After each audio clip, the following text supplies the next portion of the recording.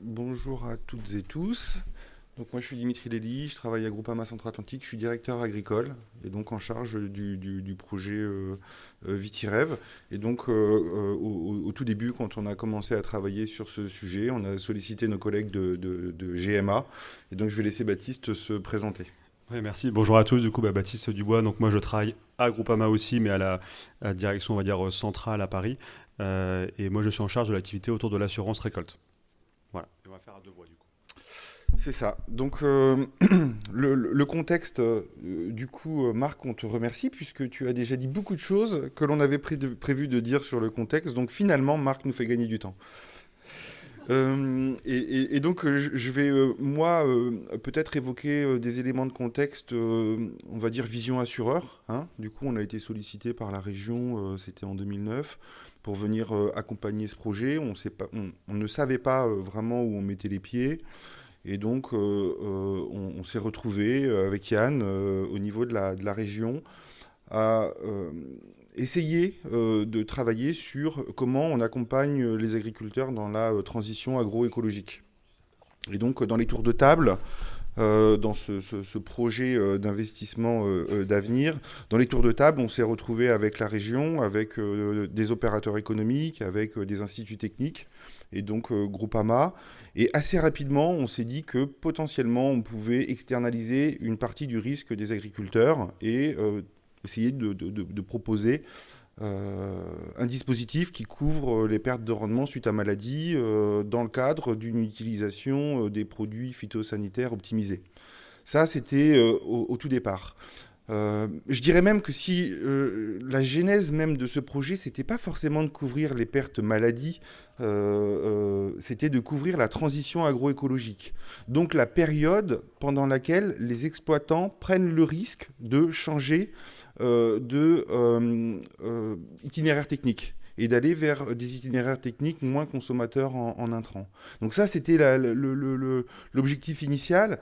Et puis là, je me notais rapidement que tout ça dans un contexte assez adverse quand même, parce que nous, on arrivait avec un dispositif d'assurance qui était la couverture des pertes de rendement multirisques climatiques ou grêle, gel sur le Bordelais, qui était un peu à bout de souffle.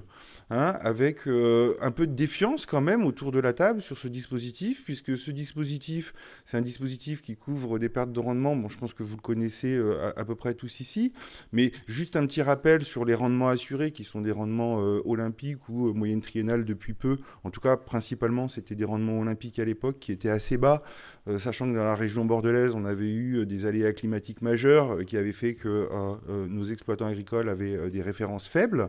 Donc, il y avait déjà un premier point où ce dispositif ne plaisait pas, et ensuite des niveaux de franchise qui étaient assez élevés. Et donc, quand on a commencé à échanger avec les opérateurs économiques, très rapidement, ils voulaient du sans franchise, ils voulaient assurer des rendements potentiels qu'ils n'avaient pas fait depuis quelques années. Et donc, tout de suite, on s'est dit, ce sujet va être compliqué. Donc, moi, je retiens ces éléments de contexte-là. On est parti sur le projet donc, avec l'objectif de réduire l'utilisation des produits phytosanitaires, d'essayer de proposer un dispositif assurantiel qui soit satisfaisant pour les viticulteurs. Et tout ça, c'est bon, grâce à Marc, hein, puisque Marc nous a convaincus qu'il avait un plan de traitement assurable, qu'il était hyper performant et que... Mais finalement, Marc, c'était ça. C'est-à-dire que quand on s'est lancé sur ce projet-là, plus que de couvrir des exploitants agricoles, même si à la fin on couvrait des exploitants agricoles, on couvrait le fait que le plan de traitement assurable, on pouvait lui faire confiance, il n'était pas défaillant, et les agriculteurs pouvaient lui faire confiance. Et c'était ça un peu quand même le sujet. Après, quand on est rentré dans le détail de l'expérimentation, on s'est retrouvé à couvrir des pertes de rendement suite à maladie chez les agriculteurs dans le cadre d'un plan de traitement assurable, et on s'est rendu compte de la vraie vie. D'où notre expérimentation dont on va parler un peu plus en détail. Mais en tout cas, on pouvait aussi voir cette expérimentation comme comment on aide le plan de traitement assurable à devenir robuste et comment on fait ce partage finalement avec les exploitants agricoles, le PTA et l'assurance. Donc pour ce qui est du groupe projet, il a déjà été évoqué, donc je ne reviens pas dessus. Et puis je laisse la parole à Baptiste qui va expliquer un peu les modalités. Je te donne ça pour après. Oui, alors du coup, je vais essayer de faire comme Dimitri et fonctionner plutôt en différentiel par rapport à ce que Marc a déjà dit. Et pas en pointant que les aspects négatifs de la vraie vie, comme dit Dimitri. Alors, du coup, ça, c'est le modèle que Marc a déjà présenté tout à l'heure sur l'interaction des différentes données. Nous, pour essayer de vous préciser assez sommairement les garanties qu'on couvrait dans le contrat, on était bien sur une garantie perte de rendement, donc on était bien sur une quantité perdue. On se limitait aux 3 principales maladies et donc la condition à la couverture était le fait de suivre donc à la lettre le plan de traitement qui était conseillé par Decitrate. Alors, on avait une idée assez précise au départ avec Dimitri sur ce qu'on souhaitait faire et sur notre vision, on va dire, la plus pragmatique possible sur une articulation entre différents contrats d'assurance, puisque les caves concernées étaient couvertes déjà au préalable par un contrat d'assurance mutation climatique. On s'est heurté là aussi à la réalité et à des demandes finalement assez différentes de l'image que nous, on avait au départ de comment fonctionneraient les 2 contrats. Nous, on était partis sur avoir systématiquement un contrat d'assurance récolte qui viendrait s'adosser au contrat d'assurance maladie, pour la simple raison qu'on considérait plus simple d'évaluer la totalité des pertes et de les considérer toutes garanties par le contrat. On s'est rendu compte que la demande n'était pas tout à fait celle-là. Et puis, comme l'a dit Dimitri, nous, on souhaitait aussi avoir du coup les 2 mêmes contrats et avoir les mêmes franchises à ces 2 contrats d'assurance et puis le même rendement assuré. Là aussi, au moins sur les premières années, on a accepté de finalement avoir 2 modalités différentes entre les 2 contrats, avec un contrat d'assurance maladie qui au départ était testé sans franchise, et donc sur un rendement assuré qui était calculé de manière différente du rendement calculé pour la mutation climatique, ce qui a posé tout un tas de problèmes sur comment finalement j'arrive à calculer un potentiel uniquement pour les pertes maladie et puis les pertes rendement climatique sont sur le rendement réglementaire. Enfin voilà, il y avait pas mal de sujets un peu complexes à traiter qu'on n'avait pas forcément identifiés au départ. Et puis on est resté sur le fonctionnement classique d'une assurance avec une déclaration de sinistre, une expertise et puis un suivi là pour le coup qui était extrêmement fin. Toutes les semaines on suivait les vignes, donc évidemment pas extrapolable dans le monde réel de l'assurance, mais là l'objectif était vraiment de pouvoir suivre tous les paramètres du rendement pour essayer d'en distinguer l'ensemble des facteurs influençants. Alors je vais pas revenir sur cette diapo là parce que du coup Marc l'a déjà bien précisé sur les hectares qu'on couvre. Alors, juste quelques mots peut-être, le côté aussi là, très assurantiel sur comment on peut pricer du coup ce type d'assurance, puisque auparavant, nous, Groupama, on est présent sur le marché de l'assurance récolte depuis un moment, mais malgré tout, on ne couvre que les aléas climatiques garantis. Donc tout ce qui est perte maladie, c'est exclu du contrat d'assurance. 5 minutes, on est parfait. Donc on exclut les pertes maladies et donc dans le suivi et notamment dans nos bases de données on n'a pas capacité aussi précisément à retrouver toutes les pertes maladies qu'on a pu avoir etc sur nos contrats d'assurance récolte. Donc on a essayé de mobiliser d'autres données et là aussi clairement on n'a pas fait tout le chemin et on a encore un besoin beaucoup plus important de couvrir plus de données, plus de territoires et plus d'informations fines d'un point de vue géographique sur les rendements. Ce qu'on essaie de faire schématiquement, c'est se positionner finalement sur le rendement réel qu'on observe in fine sur les vignes. Donc là, on a mobilisé les données notamment des douanes. Et puis finalement, essayer de caractériser, lorsqu'on sait qu'on a un aléa climatique, nous, on l'aura dans nos bases puisqu'on aura indemnisé notre portefeuille sur les aléas climatiques, donc notamment le gel en 2017, en 2021, etc. Et puis à l'inverse, on a des années où on n'a pas d'aléa climatique, mais on a quand même des pertes de rendement. Donc là, on s'est dit, c'est ces années-là où finalement on va avoir des pertes maladie et on a essayé de caractériser, d'affiner cette perte maladie en utilisant les bases notamment de l'IFV sur l'impact des maladies sur les témoins non traités et puis en parallèle la perte maladie sur les témoins traités pour du coup essayer de juger un petit peu de cette perte de rendement maximum liée à la maladie.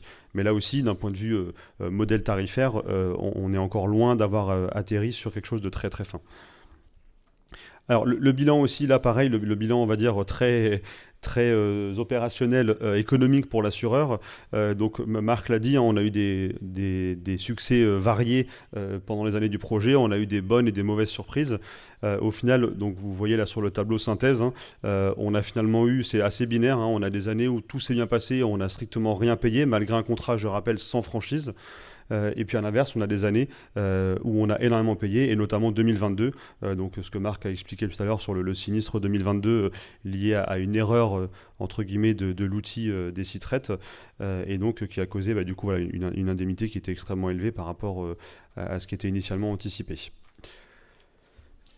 Peut-être juste faire remarquer quand même que pour les années où finalement les résultats économiques ont été bons pour l'assureur, on se rend compte que le PTA a super bien fonctionné. Donc dans les années finalement qui sont moins complexes, oui on peut dire moins complexes, et la réduction des IFT est de 50% au final quand même. C'était une belle performance du plan de traitement assurable. Tout à fait, oui. Parce qu'il nous a donné confiance. D'ailleurs, sur les 3 premières années, on était plutôt extrêmement confiants. Alors du coup, on va passer aux conclusions. Donc très rapidement, les points de difficulté qu'on a identifiés, clairement, c'est la coexistence de pertes maladie et de pertes liées au climat, sans avoir la capacité scientifique de réellement distinguer de manière extrêmement précise uniquement les pertes liées à la maladie. Et dans le cadre d'une couverture, on souhaite couvrir exclusivement et uniquement ces pertes-là et non pas l'ensemble des pertes rendement. On a besoin d'homogénéiser certaines données entre les différents contrats, ça c'est sûr. Un système d'expertise qui clairement n'est pas extrapolable à l'échelle réelle si on souhaitait commercialiser ce type de produit. Et puis on a eu beaucoup de sujets sur finalement qu'on a aussi dans le cadre de la mutation climatique la déclaration de récolte qui est le document officiel n'est pas tout à fait transposable avec finalement ce qu'on retrouve en bord de champ et donc là aussi on a eu des petits soucis de réaffectation des différents rendements. Et puis je vais te laisser Dimitri. Oui, alors donc il nous reste 12 slides, c'est fini. Alors je vais faire très synthétique pour vous dire quelles sont les perspectives. Aujourd'hui, ce dont on se rend compte, c'est qu'on manque de données pour avoir une vision fine de la volatilité des rendements et donc une approche tarifaire fine. En tout cas, ce que l'on se dit, c'est que cette approche, elle doit être globalisée entre la partie perte de rendement suite à aléas climatiques et la partie perte de rendement suite à maladie. Et donc, notre approche, c'est plutôt une garantie paramétrique qui couvre toute la volatilité des rendements. Et donc, pour ça, il nous faut des données assez fines à la maille commune. Ça, c'est le premier point. Le second point, c'est que cette volatilité est très importante. Et comme elle est très importante, je vous regarde pour... Comme cette volatilité est très importante, le coût de cette volatilité est important. Et donc, s'il n'y a pas de subvention sur la partie couverture des aléas climatiques et s'il n'y a pas de subvention sur la partie maladie, les exploitants agricoles ne seront jamais en capacité de supporter ce coût seul. Donc, il y a un sujet sur la subvention. Il y a un quatrième sujet sur la réassurance, puisqu'il faudra que nos réassureurs nous suivent sur un dispositif de ce type aussi. Et il y a un dernier sujet qui est lié à la traçabilité du respect des préconisations du plan de traitement assurable. Si on n'arrive pas à s'assurer que les exploitants ont bien respecté le plan de traitement assurable, alors ça posera un problème. Cette année, sur le mildiou, j'ai un appel d'un représentant syndical qui nous demande d'intervenir sur le mildiou dans le cadre de la campagne 2023. Quand je discute avec lui de notre expérimentation de Décitrette, il me dit « Moi aussi, j'utilise Décitrette. » Mais quand Décitrette m'a dit de traiter, le samedi, j'avais un mariage, je n'ai pas pu traiter. Et donc là, je lui ai facilement expliqué que du coup, il n'y avait pas de risque aléatoire. C'était sûr qu'il allait avoir de la maladie et que ça allait mal se passer chez lui, en tout cas. Et donc, ce point-là, c'est un point crucial. Il faut aussi que les exploitants utilisent le plan de traitement assurable et puissent le justifier. J'ai fini.